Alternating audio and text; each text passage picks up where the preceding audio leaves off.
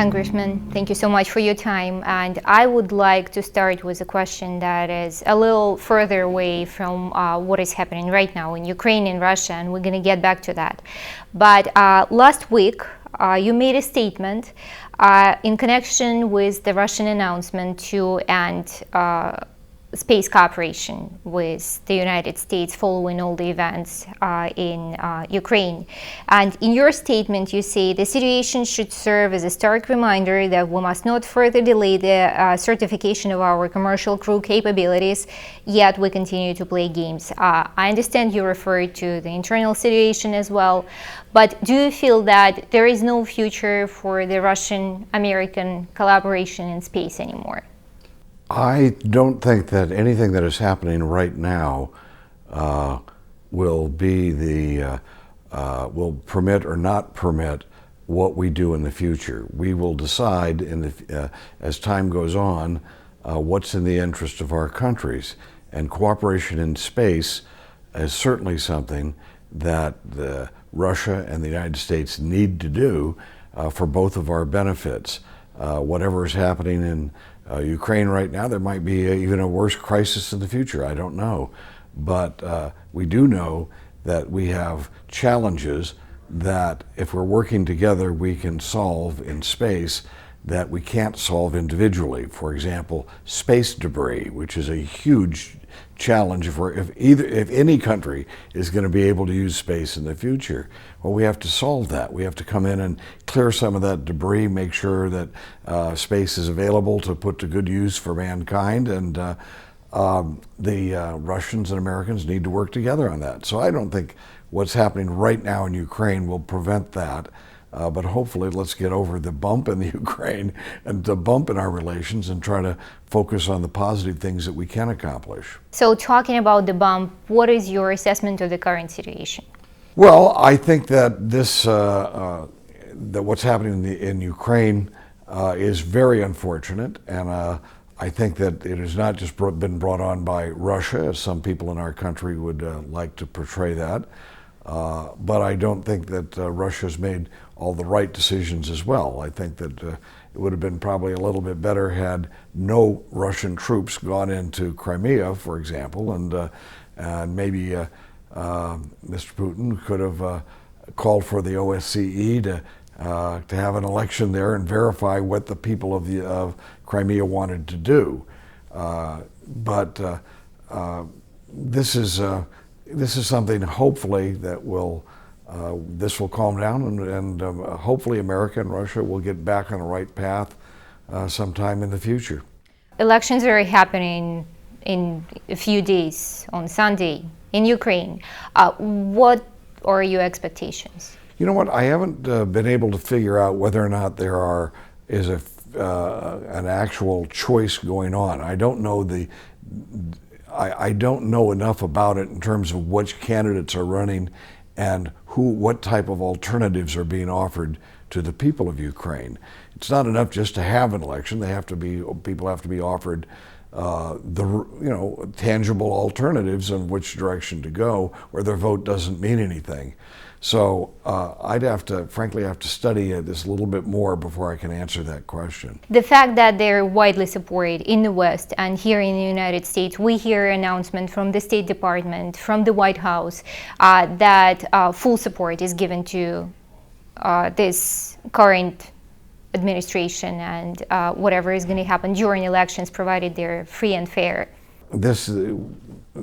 I'm glad they're having an election. I think, however, that we can't lose sight of the fact that during the last election, when they had a president who won, there was an orchestrated effort for street violence and chaos to drive an elected president out of office. So whoever is elected in Ukraine in this upcoming election, if people disagree with him, they're going to drive him out of office too before the next election. No, there needs to be an established, in Ukraine and everywhere, a respect for the rule of law and respect for the outcome of elections. And I have my very serious disagreements with the President of the United States But not once have I decided that we're going to try to drive him out of office with street demonstrations and creating chaos in our society, which is what happened in Ukraine with the last guy. So I hope they have a good election. I hope they elect him, and I hope that the people then respect the outcome of the election rather than thinking they can create turbulence in society if the guy does something they disagree with.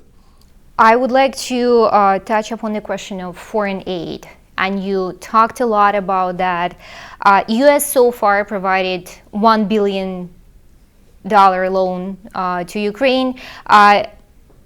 International Monetary Fund provided $18 billion, and European Union provided $15 billion, or they at least promised to give all this money. Do you feel that America needs to go higher with what it is prepared to give financially to support Ukraine? No, we shouldn't be giving a penny, not 1 cent. We have to borrow. We're $500 billion in debt every year. What are we borrowing?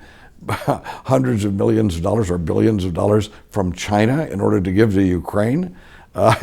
Which will then give to Russia in order to pay for their gas, which the Russians now have increased the price on. It's insane. We're not. No, the United States shouldn't be giving 1 penny. We have problems of our own, and we're not Mr. Moneybags anymore. And if we keep acting like Mr. Moneybags when we don't have it, our currencies will, within a few years, be destroyed, and our economy will go down the tubes. Right, we're already spending $2.5 billion every year. Excuse me, $250 billion a year on just interest on our debt. So no, we should not be going into debt more in order to give to Ukraine, especially after the scenario of having an elected president basically driven from office for accepting a deal with Russia rather than a deal with the EU.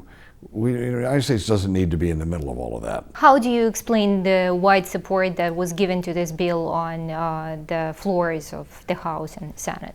I explain that by saying that the vast majority of other members of Congress and the Senate disagree with me.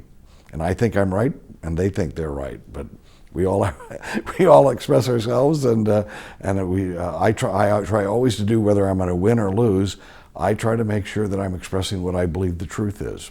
Talking about Russian-American relations a little bit more, you recently chaired a hearing on bioweapons and inquiring how Russian bioweapons can be of any harm to American national interests. What can you say about this and why this issue actually surfaced now in the times of this crisis? Well, I think that, as I say, the business of trying to make sure that we are having policies and working together with Russia should not be obliterated simply because we have a disagreement on Ukraine.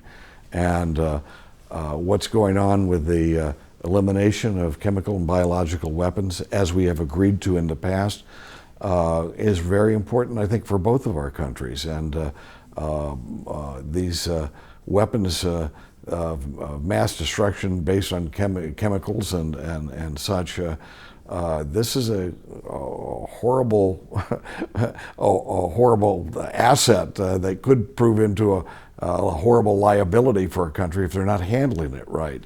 So we were trying to make sure that we looked at that and tried to investigate to see what the status was. And your feeling is that Russia is trying to hide something, or after the hearing you were kind of calmer and more satisfied with the results presented? I'll have to say that I think that it deserves a lot more discussion than it's getting, a lot more attention than it's getting. I can't charge that Russia right now is violating the understandings that we have, but whether it's nuclear weapons or whether it's chemical biological weapons, it behooves us both in Russia and the United States to scale back, if not eliminate, certain types of weapons. The United States has gone a long way, and I don't think the Russians have gone as far as they should have gone in this direction. Yesterday at the hearing on energy in Central Asia, you mentioned that you were worried about Afghanistan and the future of the region in light of the American withdrawal from Afghanistan. Do you think that it is going to present a certain national security threat to the United States, or it's just simply losing the kind of the sphere of influence there? No, I think that we're all dependent on a peaceful and stable world, and the United States withdrawal from Afghanistan, which by the way should have happened a long time ago, and there should have been an Afghan problem after Osama bin Laden was driven from the country and the Taliban were driven from the country. There was no need for the United States to continue to occupy that country and have our military in a constant struggle. The Zaire Shah, the king, should have been brought back. It's something that all sides could have agreed on, and the United States made some mistakes, which put us in a position where we kept our troops there that long. Well, as we withdraw from Afghanistan, there will be a vacuum, and if there is chaos in Afghanistan, it could very well, and if Pakistan, for example, continues to support radical Islamic groups in Afghanistan in order to ensure its own influence in that country, well, there could be a chaotic situation which would impact on the stability of Central Asian countries. And in Central Asia, I believe Central Asia is the center of the universe of humankind. And if Central Asia is destabilized by a radical Islamic infusion from Afghanistan, now that all of these Central Asian countries are going to become frontline states, if Afghanistan again is dominated by a radical Islamic regime, well, we need to make sure that there's some stability there, and there's a big reason for it. It should concern Russia as well as the United States. And what should be done if the troops are gone? Do you feel that there should be some presence left, or? Well, we should try to. The whole purpose of the hearing was to try to find out what type of economic ties we could have that would create a more stable situation and set up more of a global relationship with those Central Asian republics rather than simply Russia or China. And a lot of people are suggesting that support for pipelines from that region is in some way anti-Russian, and I don't think I deny that. If it was, my antennas would be up and say, why are we trying to do harm to Russia, gratuitously slap them around, which has been done on some other issues, but on the pipeline issues, I think of Central Asia. I think what we're doing is increasing the level of wealth in the world, where by increasing the flow of oil and gas in the world and bringing down the cost of oil and gas, we are uplifting the potential of all humankind. And this should not be looked at as being anti-Russian because you're building new pipelines. And that's one of the purposes of the hearing, was to get into that issue, and that trying to allay the fears that this is some sort of a strategic political move, but in reality it's a global economic move. And it does behoove us to engage those Central Asian republics in a global economic sense, rather than simply having China come in, which it's been doing in a big way, and becoming a heavy-handed partner to these Central Asian republics. They talked about energy a lot yesterday during the hearing, and the crisis in Ukraine, a lot of analysts suggest, just highlighted the fact that the connection between the gas connection, the energy connection between Russia and Europe, or not even connection, dependency, should be untangled. Something should be done about that. There is a lot of talk in town here how America can help Europe to become more energy independent from Russia. Where are you in that debate? I think I am in favor of producing as much energy as we can, and the United States, by doing that, will within the next 5 years we'll become energy self-sufficient, and then I'm in favor of selling it wherever we can all over the world so that we will have more wealth for our country and for the world. And so I have no problem with selling LNG to Europe or anybody else who wants to buy it, and I don't see that. I know that people are putting that in terms of counteracting Russia, but I don't think that's counteracting Russia any more than producing all the food we can and selling Europe our airplanes or whatever it is we're selling. Doesn't mean that we're counteracting Russia. It means that we're trying to promote commerce that will be beneficial to both parties and again, uplift the world. Well, you seem to be promoting this very kind of pragmatic relationship with Russia of the That's United correct. States. That's what I would think, yes. At the same time, a lot of people say about Cold War that came back. Do you feel that in the air that Cold War is coming back? Well, I would hope that it doesn't. There are a lot of my friends here in the United States who never were able to get out of the Cold War. I mean, they still have this Cold War mentality. They still think of Russia as a communist state. They think of Putin as a communist leader. And in fact, that my experience and my analysis of the world is that's totally wrong. And Russia is now not a flawless democratic state, but it is a state that has come a long way from communist dictatorship. And unfortunately, I think that this whole situation in Crimea is going to be a stumbling block to what I saw was a lot of cooperation and progress, cooperation with the West and progress that was made over these last 20 years. And I think that's a sad thing. And as I say, I hope that we can find some way that the Ukraine calms down and that both sides feel that their national interests and the rights of the people of Ukraine are being respected. And that formula isn't so hard. I mean, it's not, this isn't as, if we can quit trying to create images of belligerence and images of some kind of, how do you say it, of combativeness with each other. I think that this can be left behind, and hopefully within a year or two we can get to go to those places like space cooperation, where we need to work together in order to be more secure and more prosperous. In the United States and Russia, neither one of us are going to be safe and secure unless we're working together, because the two forces that threaten, I think, world stability and world peace right now would threaten both of our countries, and that is radical Islam, who murders and have murdered as many Russians as they have Americans, and China, which now threatens as a belligerent country, talk about belligerent, and making hostile land claims from all over Asia.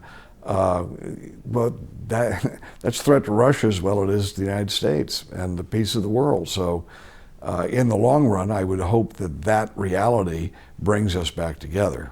So if we're talking collaboration between the United States and Russia, you think that space collaboration is necessary? What other areas do you feel would be Well, there's all available? kinds of things we can do. For example, I understand that we need to develop a whole new generation of nuclear reactors, of power and electric energy. The whitewater reactors that have been built in the past have proven to be too risky, and have, as we see in Japan, they're all shut down.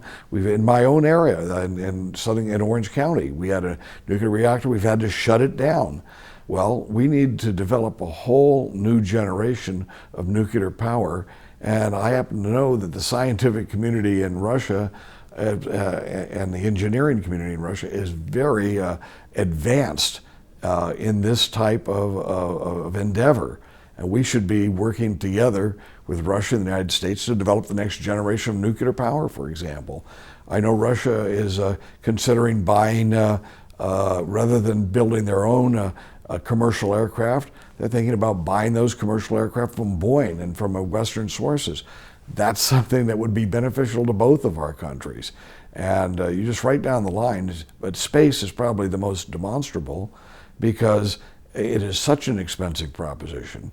By working together, we are representing all of humankind in that regard by working together and furthering exploration, but also furthering the use of space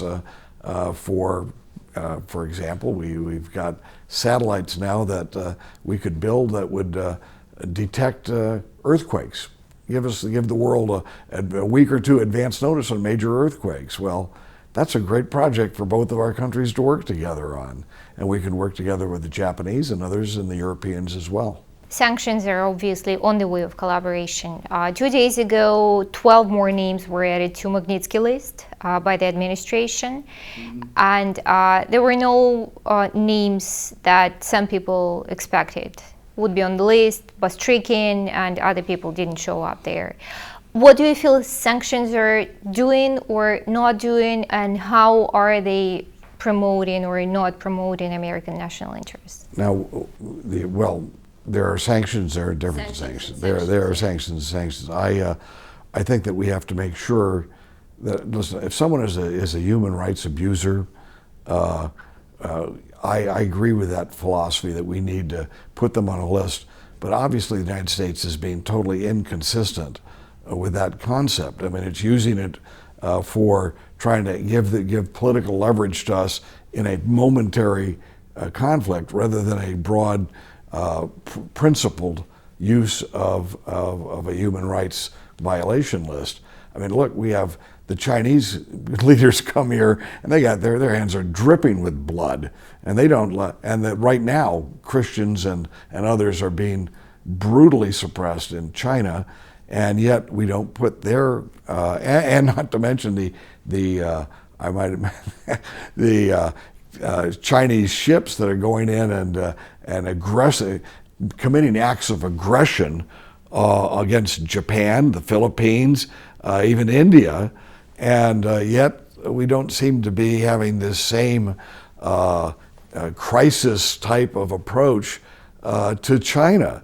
But Russia it is. I mean, Russia gets involved with Ukraine, and then all of a sudden we have to have the maximum effort and put all these people and find out who we can put on the spot in Russia. But we don't do that for, how about the Saudis? How about other people in the Arab world who are our allies, who again are brutal and corrupt regimes? No, if we're going to have that list, if we're going to do that, we need to be consistent in it. And that is not an excuse for anybody who's engaged with what all of us would call human rights violations, whether it's in Russia or anywhere else. But we shouldn't be claiming being holier than thou, and the way to get the way to have people not take us seriously is not to be consistent in that application. And that's what we've done with Russia. We've ended up say, oh yeah, this guy has done this, and we don't like this guy, and this guy is a human rights abuser. But people who are guilty of much worse human rights abuses in other countries like China, well, they can come here and they can sit with the President of the United States, talk to him, and they can have all the meetings they want here. That type of inconsistency does not lend itself to the type of commitment to human rights that I believe in. But do you feel they're giving any results, the sanctions? I think what we're getting is a lot of animosity, and that doesn't mean that I would back away from establishing human rights criteria. And saying, I just say that we need to, if we're going to do it, we need to do it and apply it in a principled way, rather than a way that denigrates the whole purpose of having this standard in the first place. Great, Congressman. Thank you so much. Thank you.